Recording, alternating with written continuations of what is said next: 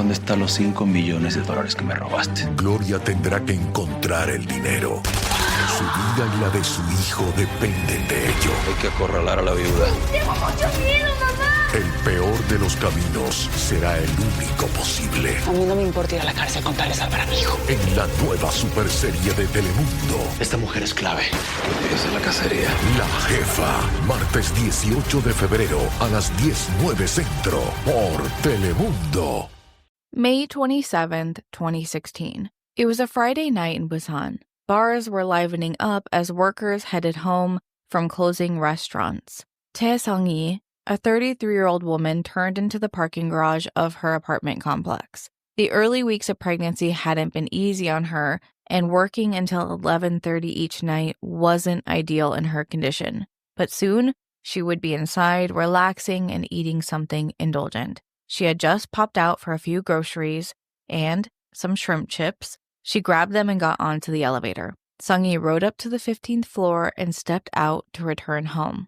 Hours later, her husband, 34-year-old Jun Min-gun, stumbled home from a long day at his restaurant after having a few drinks with some coworkers. He rode the elevator up, the doors slid open on the 15th floor, and Min-gun stepped out. And without a sound, the two of them are never seen again. No witnesses, no signs of a struggle, no evidence of where they could have gone. The police are only left with a series of strange texts, a locked door, and the mystery. How can a couple vanish without a trace from their own home? Welcome to Korean True Crime with me, your host, Mimi Mizuko. Thank you to my patrons for making this show possible. If you would like to support the show, you can find us on Patreon. You can find merch like this. Following the show wherever you listen will help a lot. I appreciate feedback and reviews as well. Lastly, join us on Discord. Links are in the description. Warning: today's episode contains discussions of suicide and stalking. Listener discretion is advised.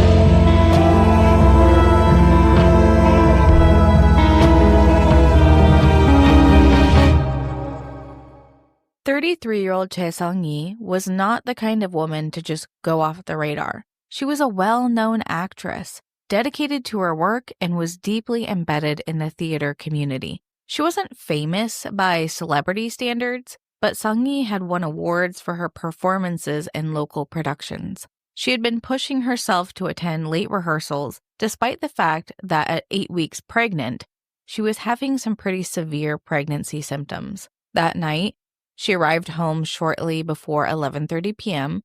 after having gone to a nearby mart for some groceries. Surveillance footage from the building's main elevator and lobby show her stepping into the elevator, her brown hair pulled back into a sleek ponytail. She wore a white and light blue striped shirt, black pants, and sandals. In one hand, she carried an opaque black grocery bag, filled with not much. In the other hand, she held a bag of shrimp chips. She had everything she needed for a good night to plant herself in front of the TV and play with her dog. The elevator reached the 15th floor, and she stepped out. The doors closed behind her. That moment, her stepping out of the elevator, is the last confirmed sighting of Sung-hee. She was never seen again. A few hours later, at 3:45 a.m. on May 28th, her husband, Jun Min-gun, returned home. Min-gun was 34 and co-owned a restaurant that he spent most of his days at. He often worked well into the latest hours of the night and then went out for drinks with his coworkers before coming home to pass out. Security footage shows him walking into the apartment building, stepping onto the same elevator his wife did hours earlier, and when it reaches the 15th floor, he steps off and disappears. Just like Sung-hee, he is never seen again. The couple seemed to have a great life together. They'd been married 6 months prior and were expecting a child together. They made enough money to live comfortably, they lived in a nice apartment complex, and even had a luxury wedding. but the signs of success cannot determine what is truly happening behind closed doors. From this point forward, everything we know comes from digital traces, their texts, calls, and phone tracking. But no one would know they were missing just yet. At 1:07 p.m. on the 28th, nearly 10 hours later, Mingun sends a text to his restaurant co-owner. He sent a simple, to-the-point message.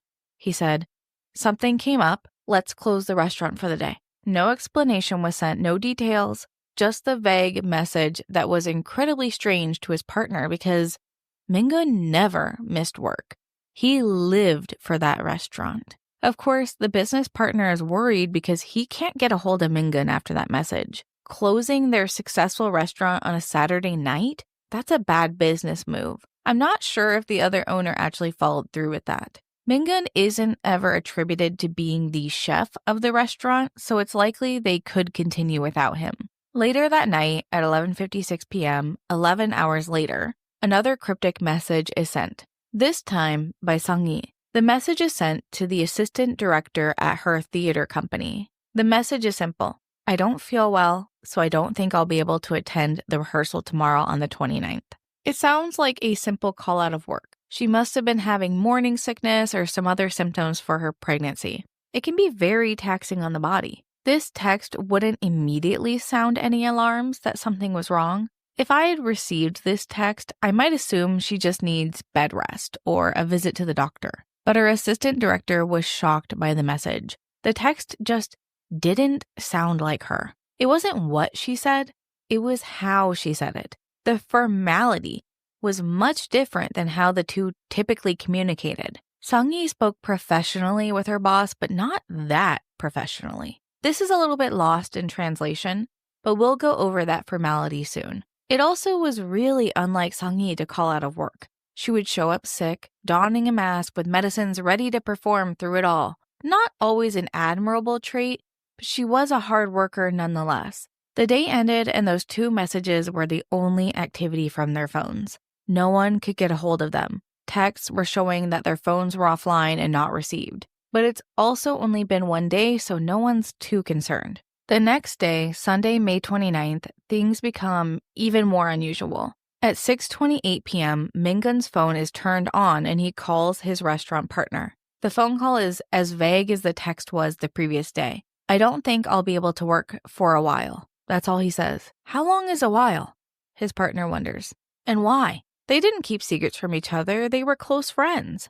Mingun pauses for a long while and then he says, "I'll talk to you later when this issue is resolved." And then he ends the phone call. His partner later said that Mingun sounded groggy, almost like the voice of someone who hadn't slept in days. His voice was almost barely recognizable, which made him doubt that it even was Mingun on the phone, until he received a text notifying him that Mingun had wired over a large sum of money to the restaurant's business account, which had a note attached to manage the business for him because he wouldn't be in for work for like 2 or 3 months. The partner tried desperately to contact Mingun at this point, but his phone was already shut off. A full day passes without any further correspondence from either Mingun or Sang-hee. At 6:20 p.m. the following day, May 30th, Sang-hee's boss finally receives a new message after he was continually trying to reach her. The text read, "I don't think I can perform in my condition anymore.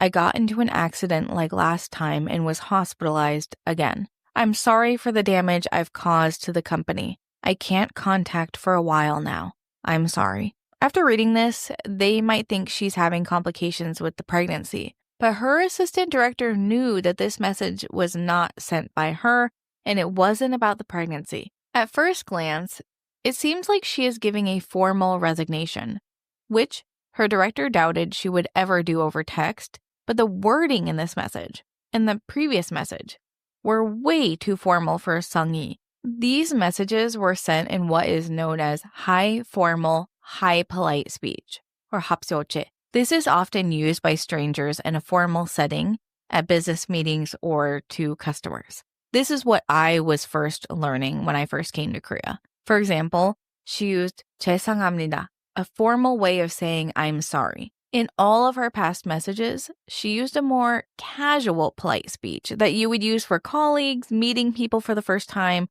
or, just to be polite. This is heyote, a low formality but high politeness way of speaking. This is what I typically use when speaking. In her previous messages, she'd even apologized to her assistant director, not using 죄송합니다, but rather using 죄송해요. This is that heyote, that low formality, high politeness speech. This new high formality writing that was sent in the text didn't sound like her at all. The contents of the message were also pretty concerning. What does she mean she was hospitalized again? An accident like last time? What is she referring to? Years prior, Sung-yi had struggled with her mental health and had attempted suicide. She had overdosed on prescription medications but received medical treatment and seemed to be doing much better.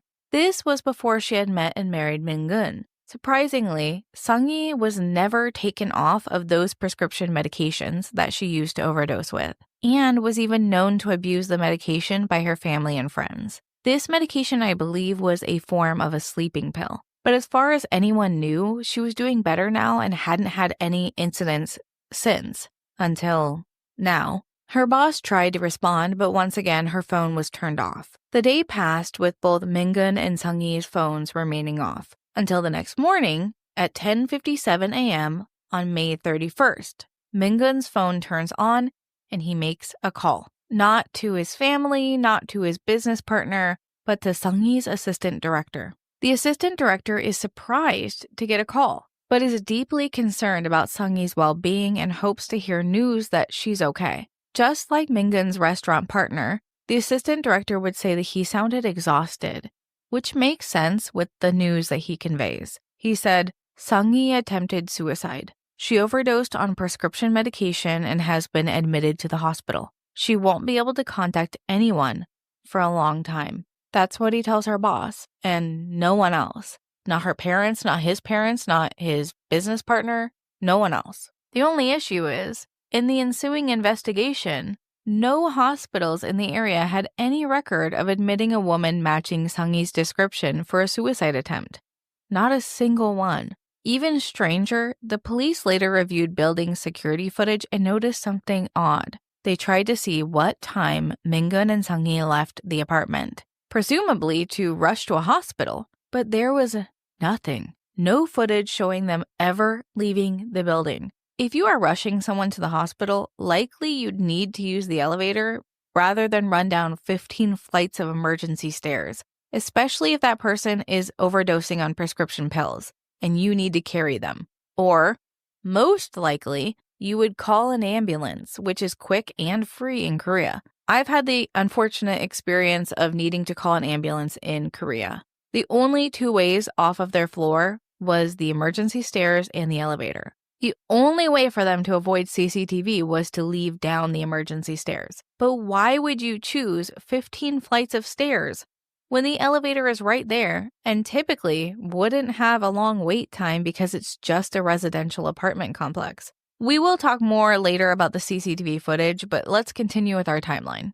That same day, Tuesday, May 31st, Min-gun's father, Mr. Jun, tried to call him a few times. His father is unaware of the odd things going on, unaware of him calling out of work, and unaware of the claims of hospitalization. He was just calling to talk and to tell them that he had bought them some health supplements. He tried calling over the day and got no response, which is pretty unlike his son, so he decided to pop in the restaurant and see how things were going. When he arrived at the restaurant, Min-gun wasn't there. The restaurant partner was, however, and went to check on Mr. Jun. The partner is wanting to know, is everything all right? What's going on with your son? The father is even more confused.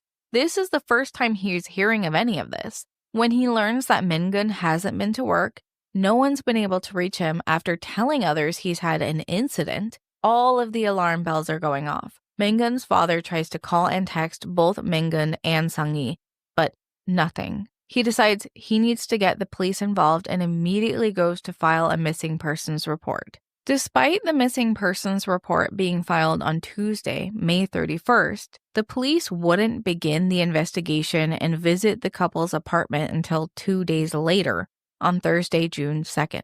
Police say that the first 48 hours a person goes missing are critical to finding them. Every moment that passes without a lead makes it exponentially harder to find them. Regardless, the police waited those 48 hours before beginning the investigation. At this point, it's been 4 days since they vanished from sight, although 2 days since anyone has heard from them. It's really difficult to say in this case when they truly were considered missing because of the unusual messaging.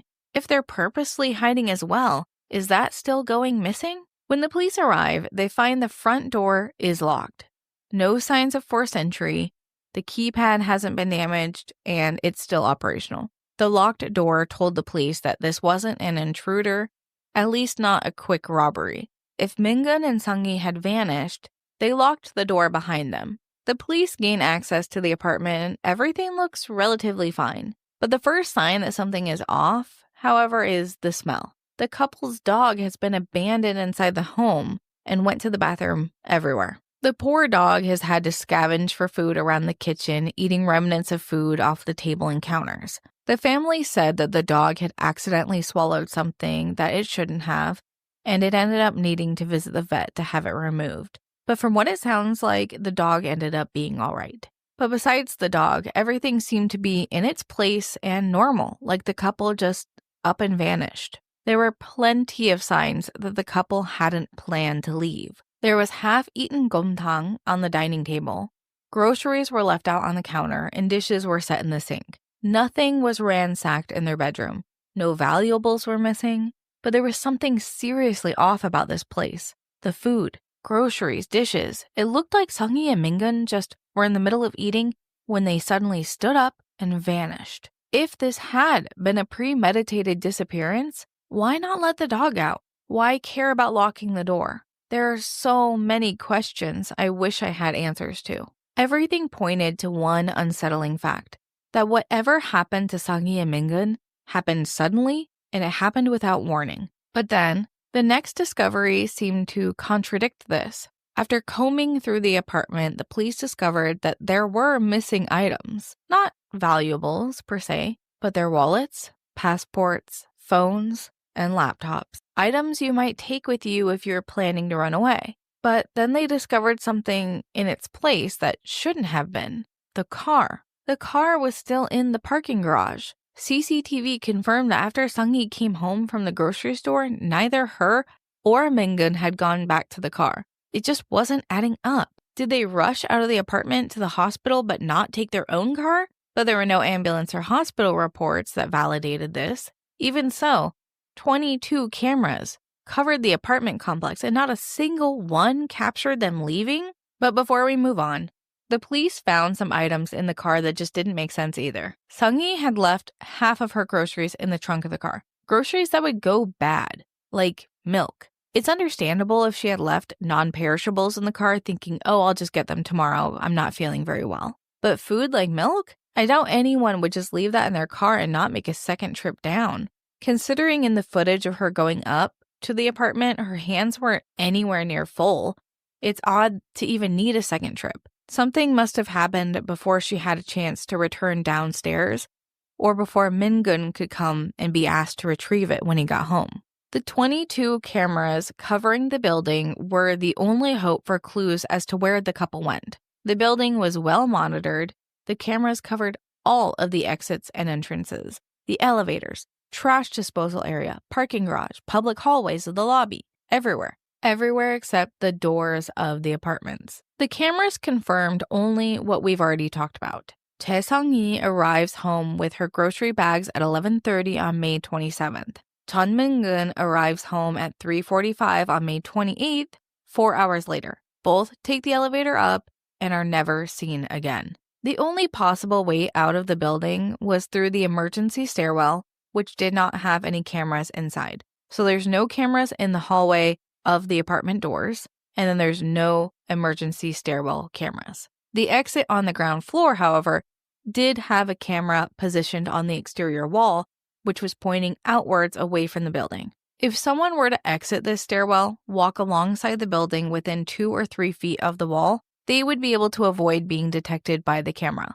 Then, Continuing to hug the wall, they would need to cross the parking lot before reaching a camera pointing towards the cars. Then they could continue to the main road and make their escape. It's possible they did this, but really unlikely someone would naturally choose this path. Pulling off an exit like this would require knowledge of the camera's ranges. Neither Sang-hee or Min-gun had access to the building's security office to check where the cameras could and couldn't see. So it might have just been a hopeful guess that the camera didn't point down to see the stairwell's exit. Now, if this was a forced disappearance, like a kidnapping, there would have been some kind of struggle. Someone would have heard something, and likely you'd see the shadows in the camera since the non-covered path was quite narrow. But nothing was seen. More than 70 officers, according to the police, studied the camera footage. The police turned to search the rest of the building. If Min-gun and Sang-hee never left, maybe they were still inside. They searched every possible hiding place. The rooftop, parking garage, utility sheds, storage spaces, maintenance offices, and the rooftop water tank. But they found nothing. No physical evidence that a crime had taken place. Once again, the only thing they had to go on was the couple's digital footprints. But the phones were missing, laptops gone, meaning they only had access to the couple's phone's default text messaging data, which, in the 6 years I lived in Korea, never did I see anyone prefer to contact someone using default messaging apps. KakaoTalk is used for everything. The couple also primarily used it to communicate with everyone. The only issue is, data on KakaoTalk is stored on your phone. You can only access it if you have it backed up, which it doesn't do automatically, or you would need the physical device, which the police didn't have, or you would need their logins, which the police also didn't have. The computers, which likely had the app for KakaoTalk on them, would have also had this data, but without the devices, they weren't going to be able to access their data. It was actually a few months following this disappearance that KakaoTalk publicly vowed to no longer provide any data to law enforcement authorities, and that all chat histories, voice memos, and video clips cannot be used as evidence in court. This was supported by the Supreme Court. The court ruled that the authorities monitoring live data is allowed, such as tracking your phone calls, but historical data is not valid as evidence. KakaoTalk's CEO has been battling the police for over a year, meaning the police couldn't get a warrant for their data from KakaoTalk. This happened in response to Korean users switching en masse to Telegram, the German-based app that boasts security-first messaging. Other companies have stood firm on this too, like Apple. So all of the correspondence we have from Min-gun and Sang-hee are from those that they contacted. On the first day of the investigation, June 2nd, bizarrely, Min-gun messages his dad at 6:47 a.m.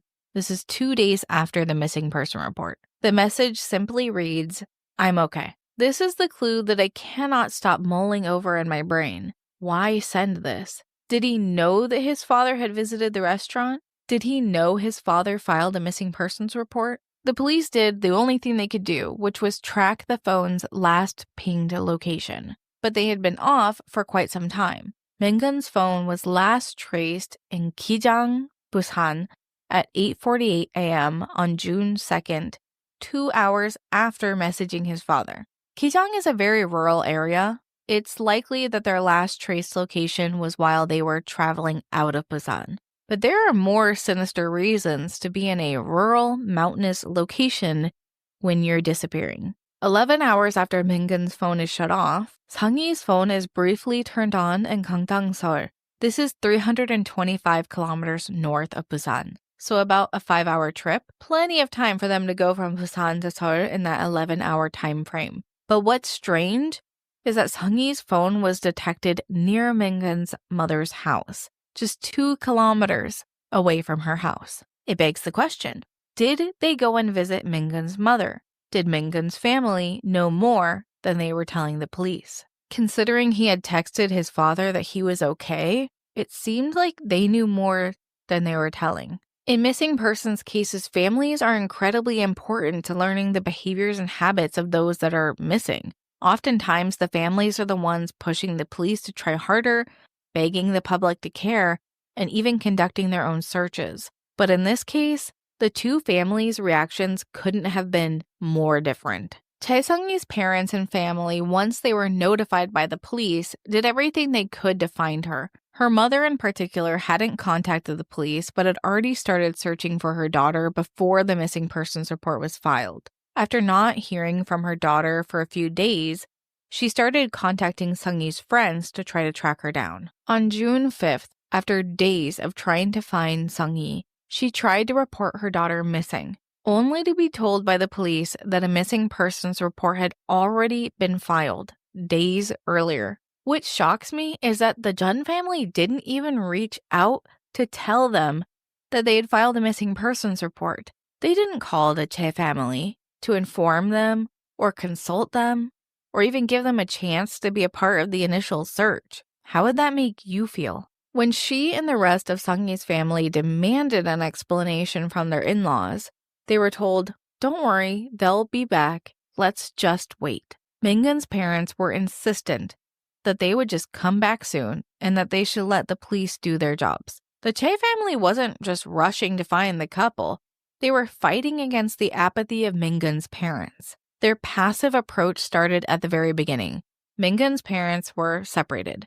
His mother lived in Seoul and father lived in Busan with the stepmother. When the investigative team met with the father and stepmother, their response was unsettling. Keep in mind, this is after Mingun's father has received the "I'm okay" text. The stepmother told the police, "I don't know anything either, but I believe he is safe somewhere." They're always just referring to Mingun. They never mention Sung-yi. It was such a strange, casual response for someone whose stepson has vanished. The stepmother admits that her behavior wasn't typical for someone whose child went missing, but that it was a response for her being investigated by the police. She didn't want anything to do with them after she was interrogated. She acknowledged that people might suspect that Mingun harmed Sung-hee, but she dismissed this thought. She told the police, "You might think that he has harmed my daughter-in-law, but he's not that kind of person." Yeah, well, no one wants to think that their child could be an abuser, right?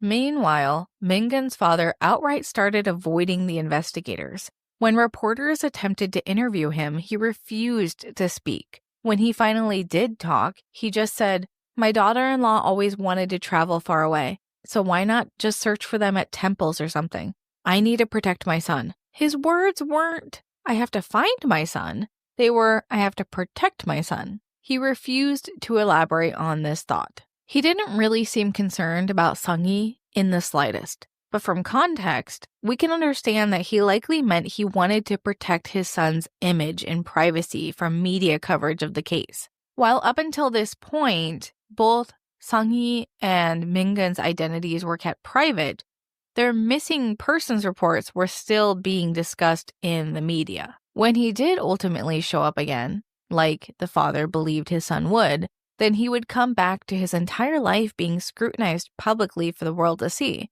and it might ruin their lives forever. Yet strangely, his father was the first to report them missing. I sympathize with Mr. Jun and his wife. They reported the couple missing, hoping that the police would track them down and find them quickly. He didn't want a media storm that would come and publicly show their lives to everyone, which ironically is kind of what we're doing today. I sympathize because while this concern was valid at the time, not publicly searching for Mingun and Sung-hee may have held the investigation back, preventing their discovery before the leads went cold. The concern was that if the missing persons case was public, the blame would be placed on their son.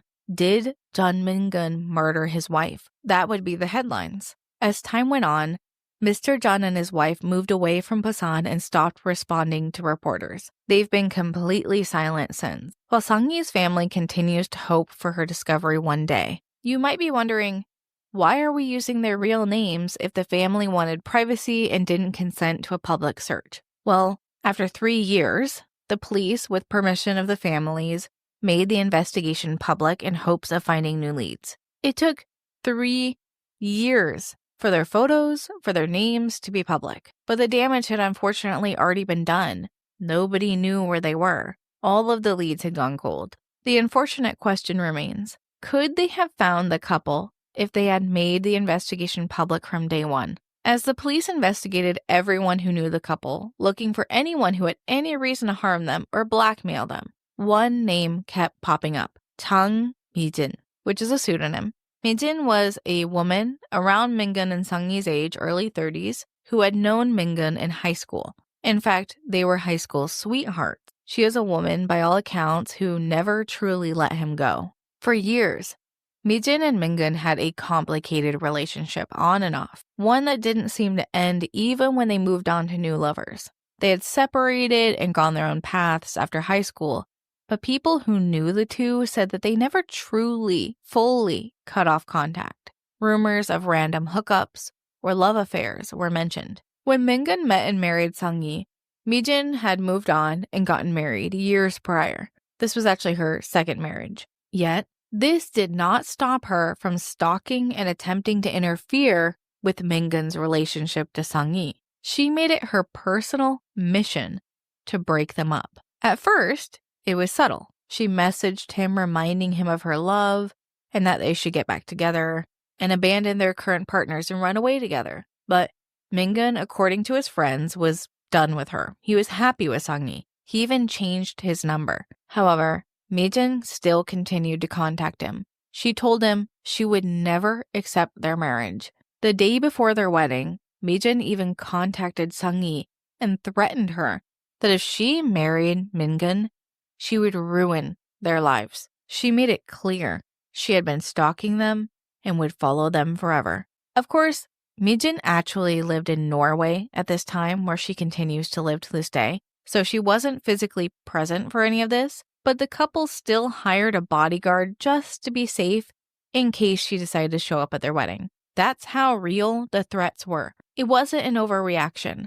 Her behavior was obsessive, persistent, and dangerous. And she wasn't afraid to tell others how she really felt. She told others that she would never erase Mingun from her life and that she would always love him. This became a big issue in her marriage. 4 months prior to Mingun and Sang-yi's wedding, when a lot of the threats were being sent, in March 2015, her young daughter passed away due to health complications. After this tragic loss, she became unhinged. Her now ex-husband says that her mental health rapidly deteriorated and her behavior was erratic. She became convinced that Mingun was the reason her child died, and she would get revenge. And in October 2015, just 7 months later, she reached out to Mingun and told him, "If you do not meet with me, I will kill you." After that, she didn't communicate with him again until the wedding. That is, until May 2016,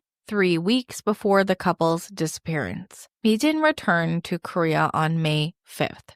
Then she left abruptly on June 7th, just days after the couple was reported missing. Her initial return ticket was purchased for 2 weeks later. Then she suddenly changed the ticket last minute to go home early. The timing of this trip couldn't be more suspicious. Her trip fit the time frame to return, stalk them, and plan out a murder or kidnapping, and then go back to Norway. During her time in Korea, she made sure that her movements were untraceable. She paid in only cash, never using cards for anything. She only used public buses, no taxis, no rentals, nothing that required an ID or a card. She stayed in love motels and jjimjabangs, cheap accommodations that she could pay for in cash and didn't need to put any kind of credit card down for. She wasn't being frugal. Mi-jin had money, and on top of that, her mother had sent her 10 million won, or about $8,000 in cash to use for her trip.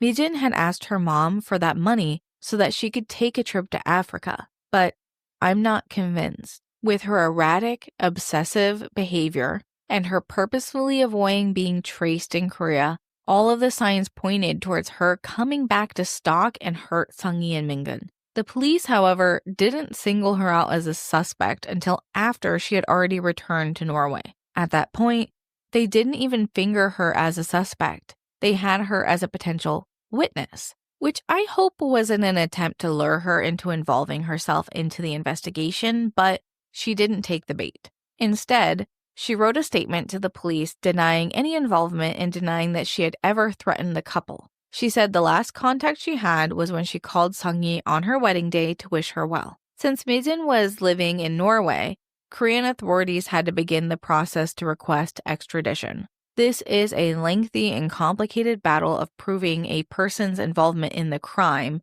and the necessity to send them back to receive punishment. Extradition cases are notoriously difficult, and without any evidence tying her to the crime or evidence of a crime at all, Norway was under no obligation to send her back. But in November 2017, Norwegian authorities detained her for questioning, only for her to be let go when Norwegian courts denied the extradition request due to lack of evidence. Despite everything, the threats, the suspicious return to Korea, the deliberate attempt to avoid being traced, there was no proof she had anything to do with the disappearance. After the case was made public in 2019, a journalist from SBS's Unanswered Questions, an investigative television series, had joined Mingun's birth mother to travel to Norway and ambush Mijin and question her. Mijin obviously panicked and refused to answer their questions. She returned home and filed a police report against them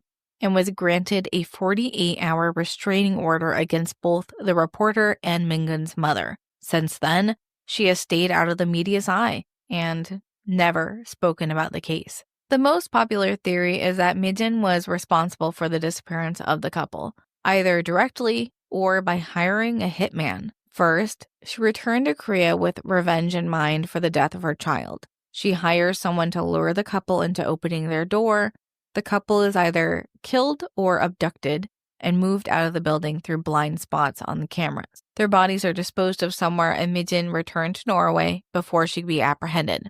Some theories suggest Mingun may have acted with Mijin to kill Sang-yi. Netizens were upset that the police had mainly focused on the couple voluntarily running away and then only on Mijin, when some suggested that if the couple wasn't seen leaving the building, perhaps they never left. Some suggested that it wouldn't be difficult for a hired killer to rent an apartment on the 15th floor or an adjacent floor, then go to Sang-yi's door that night, knock, and wait until she answered, knock her unconscious, and move her body to the other apartment in the dead of night. The police didn't really investigate anyone else's apartment, so they could play the concerned neighbor. They didn't know anyone else who lived on this floor.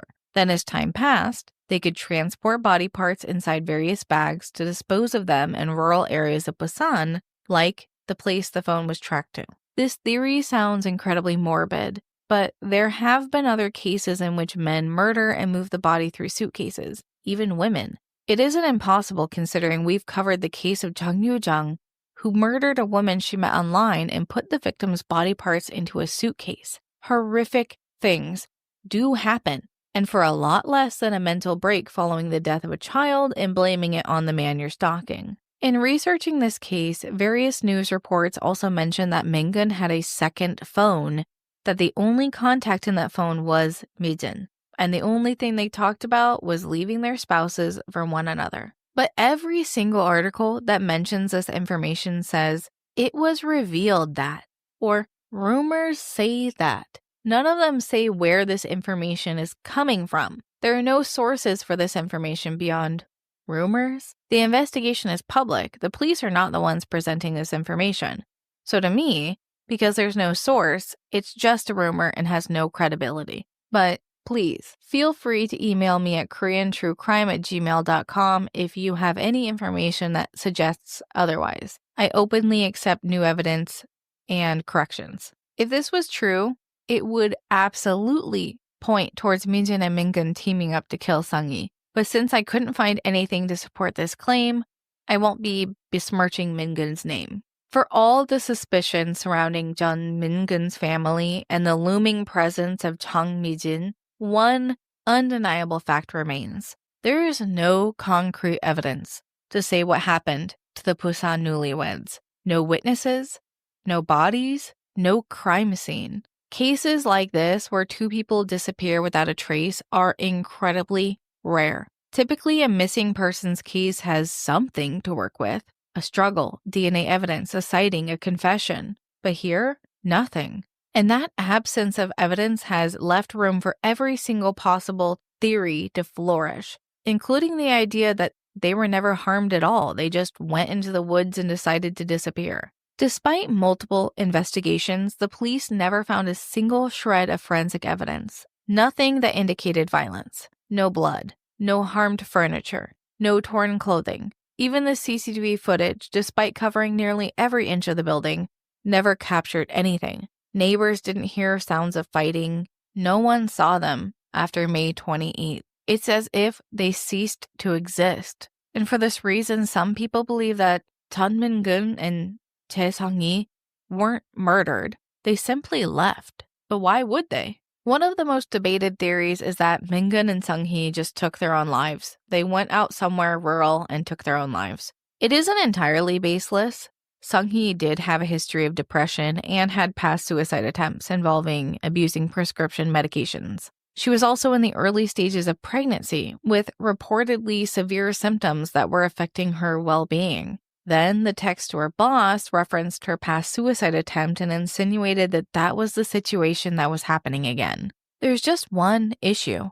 If she had taken her own life, what happened to Min-gun? How did he take her from the apartment without being seen? Or did they go out together? The lack of evidence is just too astounding. There were no prescription bottles in the apartment, and Sang-hee hadn't picked up her prescription in nearly 2 months, which coincides with her pregnancy. She probably had to stop the medication. The other possibility was that the couple left on their own terms, just wanting to disappear happily. The strongest argument for this was the wallet, phone, passports, and laptops being missing. These aren't things that people typically forget if they're taken against their will. These were deliberate choices that were made, things that you take when you're planning to go somewhere. The couple also had no financial issues, no known enemies except for Mi-jin, and the planned pregnancy suggested that they were planning for their future. They had some kind of hope that they were planning for, not running away from. And I always think back to the abandoned dog. They were known for loving their pet, so why leave the dog behind to potentially starve?